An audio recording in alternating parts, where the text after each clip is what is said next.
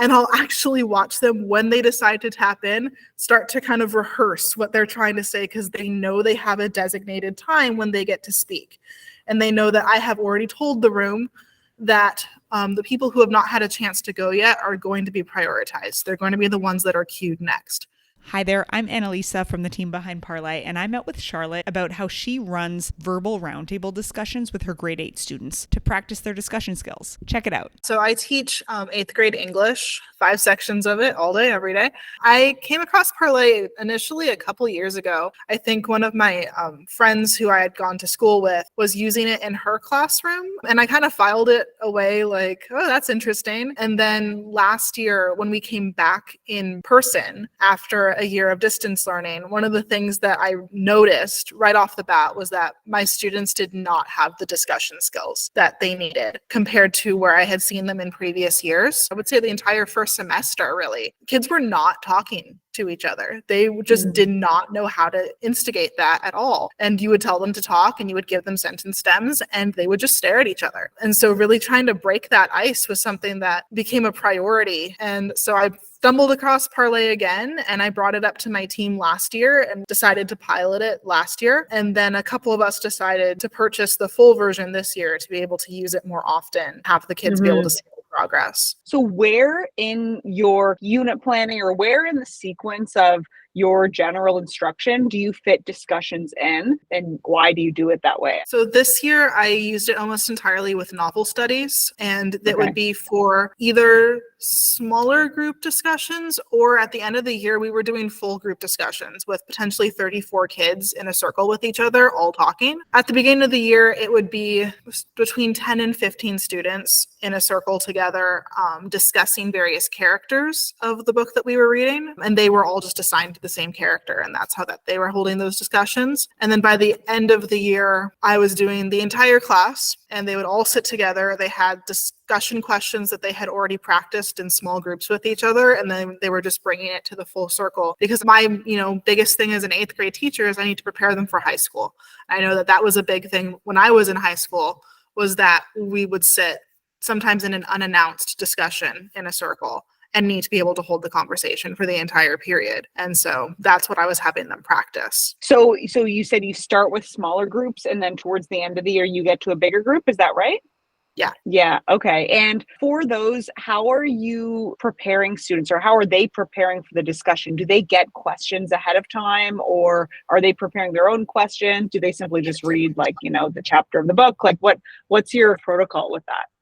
So they have discussion questions that they can see ahead of time. For the first couple big group discussions, they were questions that I had already had them journal and discuss with smaller groups ahead of time. And then they came and were bringing those ideas to a bigger group. And then for the last discussion, the ones I just ran on Monday and Tuesday, each group in the room came up with their own discussion question and submitted that to the class. And the kids did see it the day before. They were able to see the questions and prepare. And my students tend to over prepare.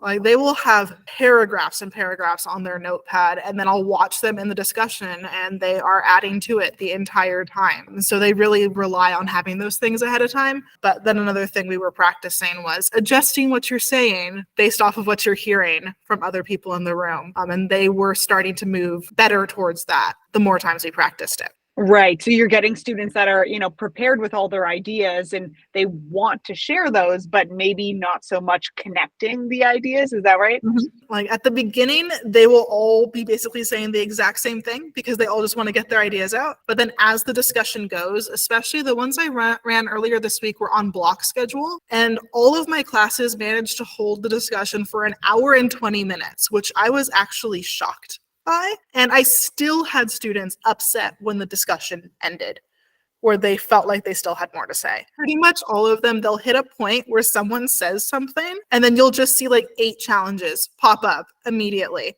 And that's when we start to really have this back and forth. And it's often not as related to the specific questions that we started with. It's where they wanted to guide us to in that discussion. And of course, that's what we want to actually get them to, is something that's a little bit more natural. And so I'll let them have their fun. Sometimes it's a little bit silly. Like on Tuesday, they literally were arguing about what sleep is, and it related to the book. And they were able to talk about that for 20 minutes. And it was something that they were passionate about. And the room got very lively at that point. That's awesome. That is so cool. How do you manage it so that you get everyone speaking or you encourage everyone to speak up? So that is part of why I have continued to use Parlay in these discussions, is because I know that when I was a student, a frustrating thing is being one of the quieter students in the classroom and finding it really difficult to break into a discussion, which is a frustration that gets swapped with Parlay, where I'll have my really extroverted kids frustrated that they are not getting to talk every single time that they want to talk.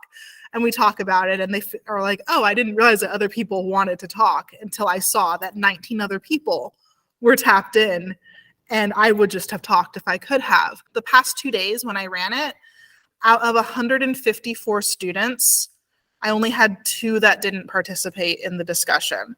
And there was one particular student who has not participated in a discussion all year because of some anxiety-related issues. And that student spoke 4 times in her discussion on Monday. It was the first time I had seen it happen. And so having those opportunities for the less extroverted students in the room to feel like they have a chance to speak. Another thing I'll notice is I'll see kids adjusting their notepads as we're talking, and I'll actually watch them when they decide to tap in, start to kind of rehearse what they're trying to say, because they know they have a designated time when they get to speak. And they know that I have already told the room that the people who have not had a chance to go yet are going to be prioritized. They're going to be the ones that are queued next. The people that really love talking and have a lot to say still get to say a lot.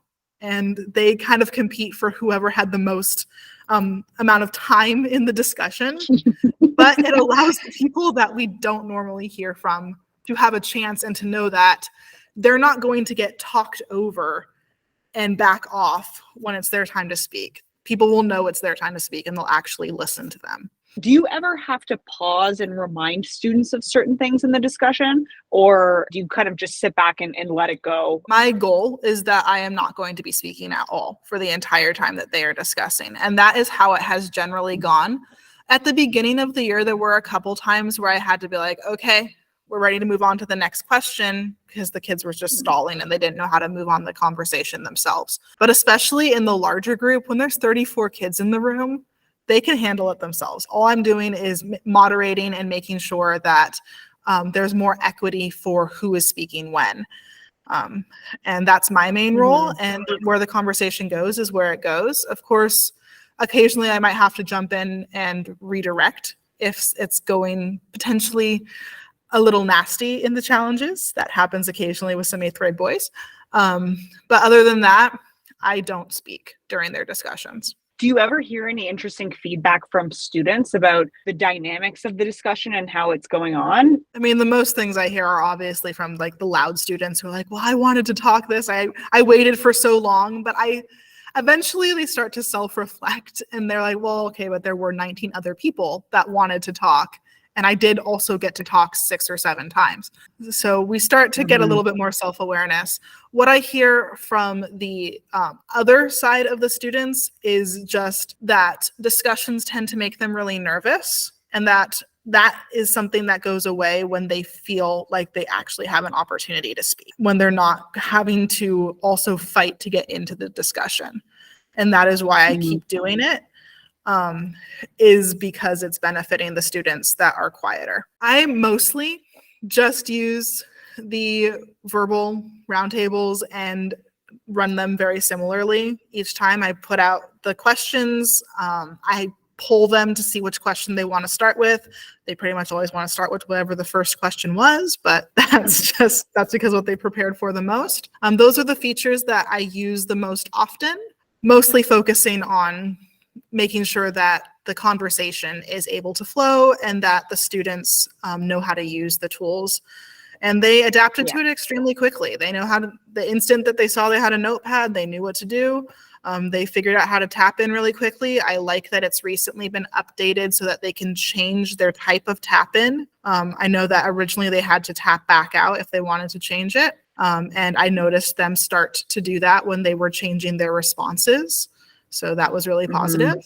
I like Yeah. having the different options for the tap-ins so I can help guide the discussion a little bit.